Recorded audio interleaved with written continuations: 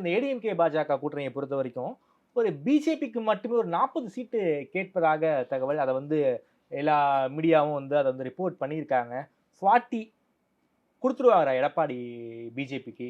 எடப்பாடியிடம் கேட்கப்பட்டது என்டிஏ அதிமுக இல்லை, என்டிஏ நாங்கள் ஷேர் பண்ணிக்கிறோம், 100 கொடுங்கன்னு கேட்டாங்களாம். 100 அவர் கிட்டே வராதிங்கன்ட்டாராம். 80ன்னு கேட்டாங்களாம். அதுவும் பதில் சொல்லையா. 60 இப்படி கேட்டே வந்திருக்காங்க.